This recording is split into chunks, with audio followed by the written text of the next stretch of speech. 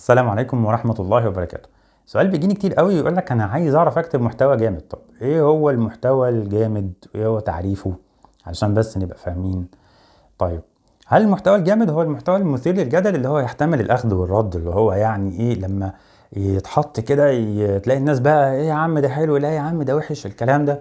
ولا المحتوى الجامد اللي هو بيكون فيه فكرة الكرييتيف بقى، اللي هي ايه تلاقي الناس كلها بص بص الله وتحفة وجامد وعظمة، وتلاقي بقى اصحابك بيهللوا لك وصحباتك داخلين بيقولوا لك يعني سو كيوت والله المحتوى، يا ريتك تكتري من ده كتير قوي. هو ده كلام؟ لا، يعني هو ده ما اسموش محتوى جامد باي ذا واي يعني.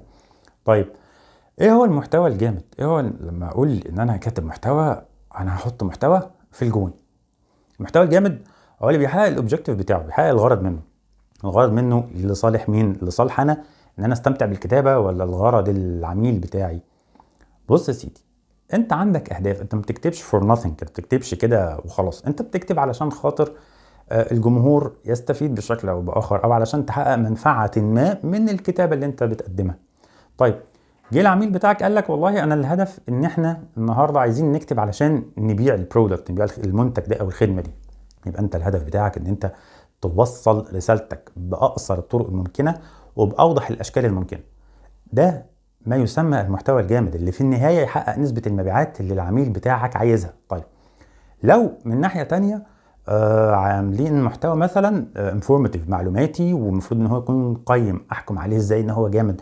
من تفاعل الناس، من الشيرز بتاعته، من الناس هل استفادت، الناس بتقول لك شكرا على المعلومه، المعلومه واضحه، الناس بتسال في استفسار جوه المحتوى بتاعك، هو كده بيكون ادى الغرض منه. معنى كده فكره المحتوى الجامد دايما موجوده، ولكن يشترط ان المحتوى بتاعك يكون محقق الهدف منه. انت بتكتب ليه؟ عايز تعمل ايه؟ نقطة أو فكرة أنت بتكتب ليه دي بتعفيك من حتة إن المحتوى يكون عشوائي، اللي هو أنت عمال بقى تجيب فكرة من اليمين وفكرة من الشمال، وعمال بقى إيه يا شفت وجه جمال شال الكومودين ومشي، تلاقي نفسك بتكتب حاجات ملهاش علاقة بالأوبجيكتيف أو في الهدف، أو ليها علاقة يعني بالهدف النهائي اللي أنت عايز تحققه. فنصيحة، لو أنت عايز دايما تكتب محتوى جامد ركز على الأوبجيكتيف، إيه الهدف النهائي اللي أنت المفروض تحققه، وعلشان تحققه ركز على أبسط طريقة الجمهور بتاعك يفهمها، واحسن طريقه يتعلم بيها المعلومه دي، العميل بتاعك بيفهمها ازاي، وايه هي ابسط الطرق اللي ادخل له منها، سواء كان الهدف بتاعك بيعي او معلوماتي او ايا ما يكن. هي دي فكره المحتوى الجامد. ورمضان كريم على حضراتكم.